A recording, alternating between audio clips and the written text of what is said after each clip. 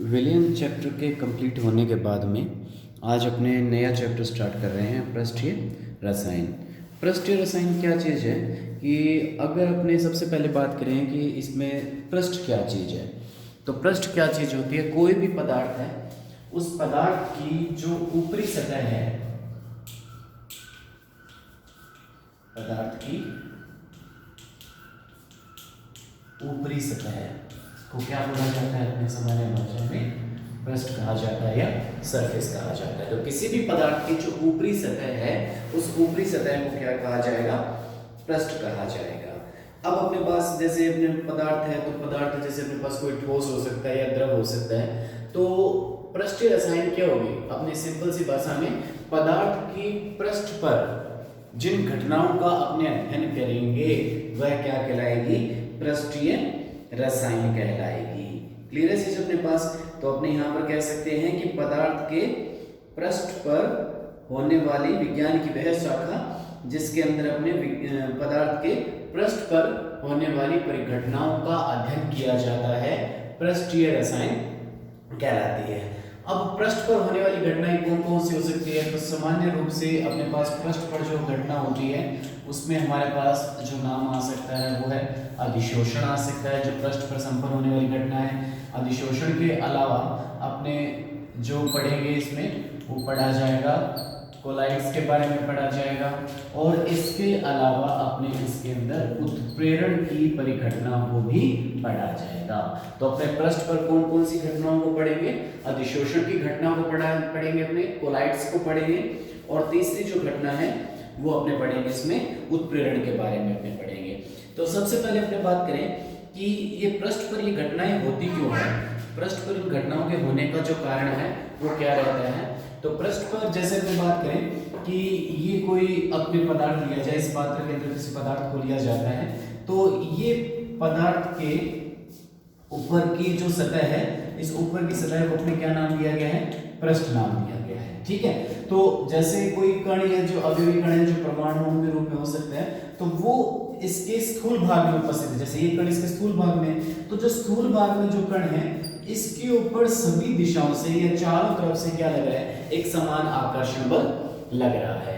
ठीक है, अब एक समान आकर्षण बल लग रहा है, जिसके कारण से क्या करेगा ये कि जो इसके ऊपर जो लगने वाले सभी दिशाओं में जो बल है इनको क्या कर देगा, वो संतुलित कर देगा। तो अपने कह सकते हैं कि इस कण पर जो इसके स्थूल भाग में मौजूद है, इस पर एक संतुलित बल लग रहा है, लेकिन जो कण कहाँ स्थित है, पृष्ठ पर स्थित है, तो पृष्ठ पर क्या है, सभी दिशाओं से समान बल नहीं लग रहा है। तो इसके कारण से इसको क्या नाम दिया जाएगा कि इसके ऊपर असंतुलित बल इसके ऊपर लागू हो रहा है। तो इस असंतुलित बल के कारण से जब इसके जो पृष्ठ पर जो अणु मौजूद है, इस पर किस प्रकार का बल लग रहा है, एक असंतुलित प्रकार का बल लग रहा है। इस असंतुलित बल को जो सतह पर या जो पृष्ठ पर मौजूद कण है वो क्या करना चाहता है, संतुलित करना चाहता है। अब संतुलित कैसे करेगा, जब इसकी सतह के ऊपर कोई गैस या द्रव के जो कण आएंगे, उस गैस या द्रव के कण को अपनी तरफ क्या करेगा, ये आकर्षित करेगा।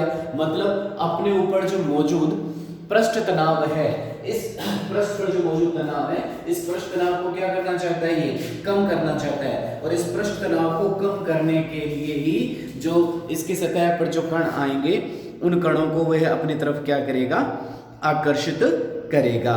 तो इसके कारण से ये जो अपने पास जो पृष्ठीय घटनाएं हैं, पृष्ठ तनाव के कारण से ये पृष्ठीय घटनाएं संपन्न होती है।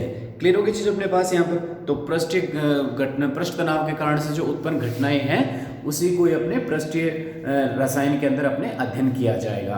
तो इसमें सबसे पहले जो अध्ययन का जो बिंदु बनेगा हमारे पास, वह बनेगा अपने पास अधिशोषण। तो अधिशोषण क्या है, इसके बारे में अपने अगर देखें तो अगला जो हमारे पास टॉपिक है वो है हमारे चैप्टर का जो फर्स्ट टॉपिक जो अपने स्टार्ट करते हैं, वो टॉपिक है हमारे पास अधिशोषण। सबसे पहले बात करेंगे अधिशोषण होता किसमें है। तो अधिशोषण की परिघटना ठोस और द्रव दोनों अपने अवस्थाओं में देखने को मिलता है।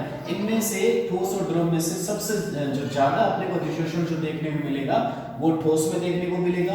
और ठोस भी अगर हमारे पास अगर सूक्ष्म विभाजित ठोस है तो सूक्ष्म विभाजित ठोस में सामान्य ठोस की तुलना में अधिशोषण की घटना अपने को ज्यादा देखने को मिलेगी। सूक्ष्म विभाजित से मतलब क्या है कि ठोस को अगर छोटे टुकड़ों में तोड़ दिया जाता है, जैसे हमारे पास एक ठोस पदार्थ है और इसको अगर अपने 4 भागों में तोड़ दे तो इसके अंदर अधिशोषण की घटना इस बड़े कण की तुलना में ज्यादा देखने को मिलेगी। क्यों देखने को मिलेगी?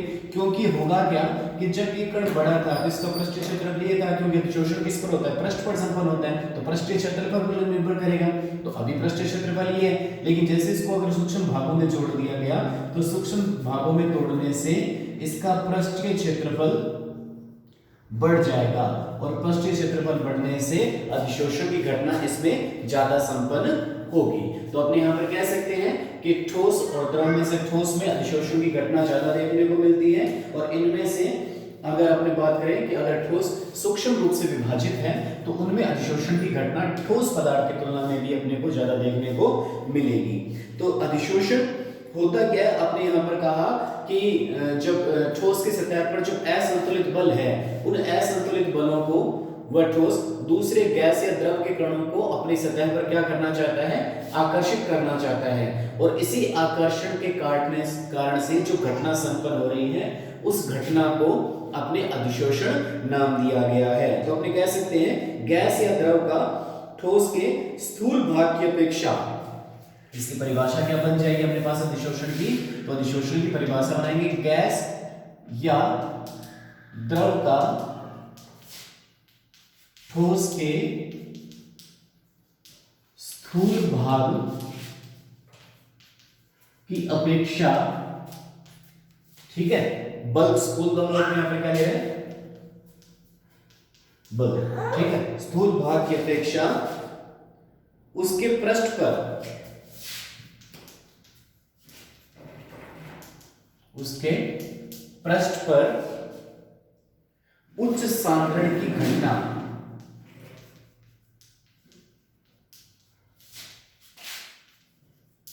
उच्च सांद्रण की घटना को क्या कहा जाता है? अधिशोषण कहा जाता है। ठीक है, तो अधिशोषण की जो परिभाषा अपने दोबारा देखना चाहें, गैस या द्रव का ठोस के स्थूल भाग की अपेक्षा उसके पृष्ठ पर उच्च सांद्रण की जो परिघटना होती है उसे अधिशोषण कहा जाता है। क्लियर हुई चीज? अधिशोषण की परिभाषा अपने यहाँ पर परिभाषा में यही कहा गया है कि जैसे अपने पास एक ठोस पदार्थ है, इस ठोस पदार्थ के अंदर ये जो भाग है उसको क्या नाम दिया गया? स्थूल भाग नाम दिया गया, और ये जो भाग है हमारे पास क्या है? इसका सतही भाग है। तो अपने कहा गया कि जो इसके ऊपर जो मौजूद है गैस या जो द्रव के जो कण है, वो गैस या द्रव के कण का इस स्थूल भाग की तुलना में अगर सतह पर इनकी सांद्रता बढ़ जाती है तो इस परिघटना को क्या कहा जाता है? अधिशोषण कहा जाता है। एक उदाहरण के रूप से अगर अधिशोषण को समझा जाए तो अगर अपने समझते हैं, जैसे अपने बालों में अगर अपने तेल लगाते हैं तो बालों में जब तेल लगाया जाता है तो तेल बाल की सतह पर, तेल की सांद्रता बाल की सतह पर बढ़ जाती है, जबकि तेल बालों के अंदर प्रवेश नहीं करता, अर्थात बाल का जो स्थूल भाग है उसके अंदर प्रवेश नहीं करता है। तो अपने कह सकते हैं कि यह जो घटना है, बालों में जो तेल लगाने की परिघटना है, उसे क्या कहा जाता है? अधिशोषण कहा जा सकता है। इसी तरह से अधिशोषण का उदाहरण ले सकते हैं कि जब मैं यहाँ पर ब्लैक बोर्ड पर चौक से लिख रहा हूँ तो चौक बोर्ड की सतह पर, चौक का जो सांद्रता है वो चौक की सांद्रता बोर्ड की सतह पर बढ़ रही है। तो बोर्ड की सतह पर बढ़ना मतलब उसके जो पृष्ठ भाग है उस पृष्ठ भाग पर जो चौक की जो सांद्रता है, चौक के जो कणों की सांद्रता है वो उच्च हो रही है, जबकि यह चौक इसके अंदर प्रवेश नहीं कर रहा, स्थूल भाग में प्रवेश नहीं कर रहा।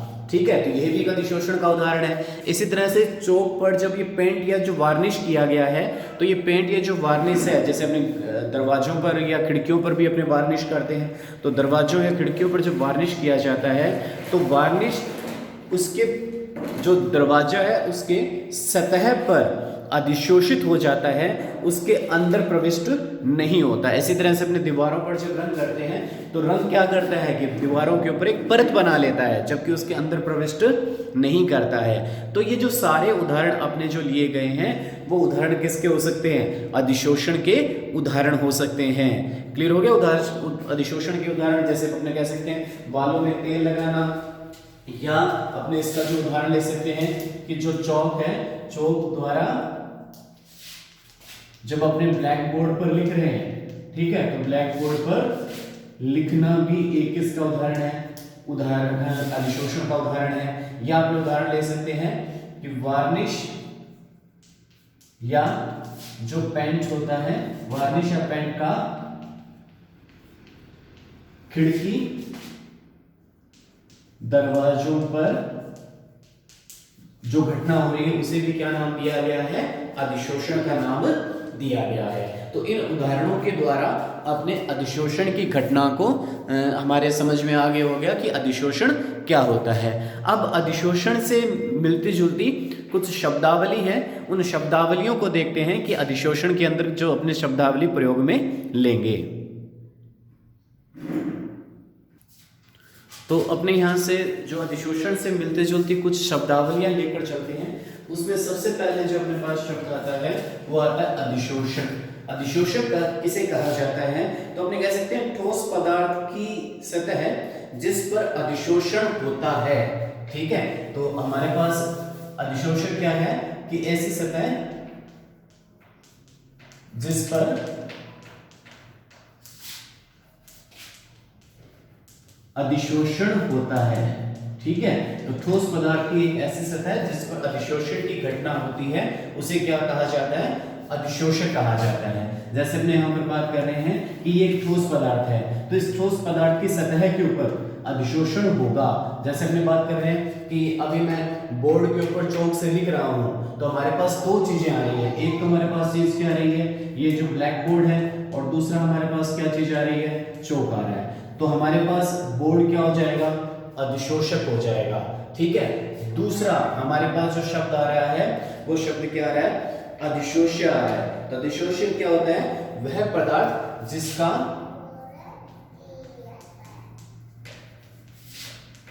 अधिशोषण होता है। ठीक है, तो वह पदार्थ जिसका अधिशोषण होगा उसे क्या कहा जाएगा? अधिशोष्य कहा जाएगा। तो यहां पर मैंने बोर्ड और चौक का उदाहरण दिया था, तो चौक हमारे लिए किसका कार्य करेगा?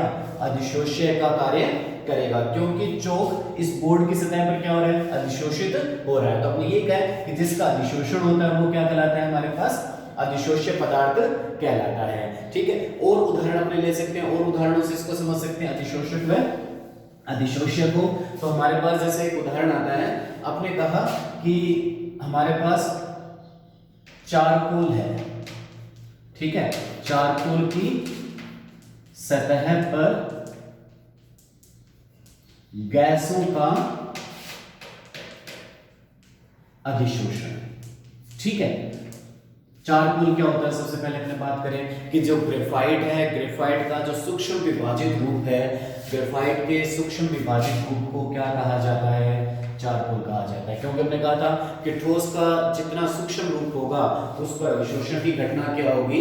ज्यादा होगी। तो हमने कहा कि चारकोल की सतह पर गैसों का अधिशोषण, गैसें जो वातावरणीय गैसें जैसे नाइट्रोजन है, ऑक्सीजन है, इन गैसों के अधिशोषण की बात अपने यहाँ पर समझी जाए तो हमारे पास चारकोल की सतह पर, तो आपने कह रहे हैं कि जिस सतह पर अधिशोषण होता है तो चारकोल हमारे लिए किसका कार्य करेगा? तो चारकोल का कार्य क्या हो जाएगा? हमारे पास अधिशोषक का कार्य करेगा।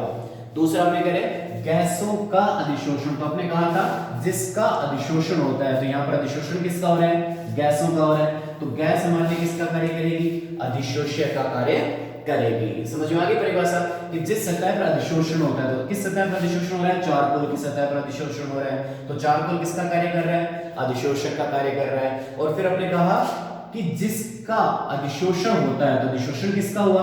गैसों का हुआ। तो गैस हमारे लिए किसका कार्य की? अधिशोष्य का कार्य कौन कर रहा है? गैस हमारे लिए किसका कार्य कर रही है? अधिशोष्य का कार्य कर रही है। तो अधिशोषक व अधिशोष्य समझ में आ गई। इसके बाद में जो नेक्स्ट टर्म हमारे पास कौन सी है, अंतरापृष्ठ। तो एक ऐसी सतह है जिस पर अधिशोष्य पदार्थ संकेंद्रित होता है। अंतरापृष्ठ कौन सा है कि जैसे हमारे पास ये सतह है, तो अपने कह रहे हैं कि एक ऐसी सतह, ये हमारे पास सतह है, जो सतह तो ये भी आ रही है हमारे पास, ठीक है। तो सतह तो हमारे पास ये भाग भी सतही भाग है, लेकिन अपने कह रहे हैं कि एक ऐसी सतह है जिस पर अधिशोष्य पदार्थ संकेंद्रित होगा। तो अधिशोष्य पदार्थ कहां संकेंद्रित हो रहा है, तो अधिशोष्य पदार्थ का संकेंद्रण इस सतह के ऊपर हो रहा है। तो एक ऐसी सतह है जिसके ऊपर अधिशोष्य पदार्थ संकेंद्रित होता है, उस सतह को क्या कहा जाता है, अंतरापृष्ठ कहा जाता है। ठीक है, समझ में आ गया अंतरापृष्ठ की परिभाषा। इसके बाद जो नेक्स्ट टॉपिक हमारे पास कौन सा है, धनात्मक अधिशोषण। तो अधिशोष्य, धनात्मक अधिशोषण क्या होता है कि आपने कहा कि ये तो पदार्थ का कौन सा भाग हो गया, स्थूल भाग हो गया, और ये कौन सा हो गया, पृष्ठीय भाग हो गया। तो अपने यहां पर कह रहे हैं कि धनात्मक अधिशोषण से क्या अर्थ है कि अधिशोष्य की सांद्रता, अधिशोष्य क्या होता है, जिसका अधिशोषण होता है, अधिशोष्य की सांद्रता सतह पर, जो ये सतह भाग है, जो पृष्ठीय भाग है, तो सतह पर स्थूल भाग की अपेक्षा क्या हो, अधिक हो। ठीक है, तो धनात्मक अधिशोषण क्या हो जाएगा, अधिशोष्य पदार्थ की सांद्रता, जो अधिशोषक है उस अधिशोषक के पृष्ठीय भाग पर स्थूल भाग की अपेक्षा क्या हो, अधिक हो। तो इस परिघटना को क्या कहा जाता है, अधिशोषण का, धनात्मक अधिशोषण कहा जाता है। इसके विपरीत ऋणात्मक अधिशोषण क्या होता है, तो ऋणात्मक अधिशोषण में क्या हो जाएगा, अधिशोष्य पदार्थ की सांद्रता ठोस पदार्थ के स्थूल भाग में पृष्ठीय भाग से क्या हो, ज्यादा हो। यदि अधिशोष्य की सांद्रता स्थूल भाग में अधिक है तो उसे क्या कहा जाएगा, ऋणात्मक अधिशोषण कहा जाएगा। धनात्मक अधिशोषण किसे कहा जाएगा, यदि अधिशोष्य पदार्थ की सांद्रता पृष्ठ पर अधिक है। तो अगर पृष्ठ पर अधिक है तो उसे क्या कहा जाएगा, धनात्मक अधिशोषण, और ऋणात्मक अधिशोषण क्या हो जाएगा, आप ये भी कह सकते हैं कि पृष्ठ पर अगर सांद्रता क्या हो, कम हो, तो उसे क्या कहा जाएगा, ऋणात्मक अधिशोषण कहा जाएगा। तो हमारे पास यहाँ पर 4 शब्द आ गए हमारे पास, अधिशोषक, अधिशोष्य, अंतरापृष्ठ, ऋणात्मक अधिशोषण, धनात्मक अधिशोषण।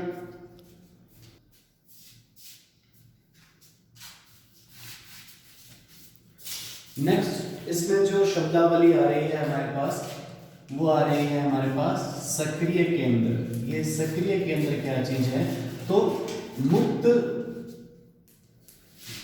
संयोजकता युक्त स्थलों को क्या नाम दिया जाता है, सक्रिय केंद्र नाम दिया जाता है। जैसे अपने पास सामान्यतः जो अधिशोषण की घटना जिन ठोसों में ज्यादा देखने को मिलती है, वो हमारे पास जो हमारे जो धातुएं हैं, संक्रमण धातुएं हैं, उन संक्रमण धातुओं में जो ट्रांजिशन एलिमेंट्स हैं, उन ट्रांजिशन एलिमेंट्स में ये जो परिघटना है अपने को ज्यादा देखने को मिलती है। तो अपने को पता है कि संक्रमण धातुओं के अंदर ज्यादातर रिक्त डी कोश उपलब्ध रहते हैं अपने को। तो उन रिक्त डी कोशों की जो संयोजकताएं मुक्त है, तो आपने कहा मुक्त संयोजकता युक्त जो स्थल है, उन मुक्त संयोजकता युक्त स्थलों को क्या कहा जाता है, सक्रिय केंद्र कहा जाता है। जैसे अपने सक्रिय केंद्र को एक उदाहरण के रूप से समझा जाए, जैसे अपने बोर्ड है, इस बोर्ड पर मैं यहाँ पर चौक से लिख रहा हूँ, अगर इस बोर्ड को अपने बिल्कुल चिकना कर दिया जाए, तो बोर्ड को अगर चिकनाई युक्त कर दिया जाए, इसके ऊपर तेल लगा दिया जाए, तो क्या होगा कि इस बोर्ड पर जो लिखना है वो मुश्किल हो जाएगा, क्योंकि सतह कैसी हो चुकी है, प्लेन हो चुकी है। और दूसरा, अगर इसके सतह को क्या कर दिया जाए, खुरदरा कर दिया जाए, तो खुरदरे स्थल पर चौक से क्या लिखा जाएगा, ज्यादा लिखा जाएगा। तो हमारे पास यहाँ पर आ सकता है कि ये जो सतह है वो हमारे पास कैसी है, प्लेन सतह है, और दूसरी हमारे पास सतह कौन सी है, खुरदरी सतह। तो प्लेन सतह और खुरदरी सतह में से अधिशोषण अधिक किस में होगा, तो आपने कहा कि खुरदरी सतह पर अधिशोषण क्या होगा, अधिक होगा। किसकी तुलना में, प्लेन सतह की तुलना में अधिशोषण अधिक होगा।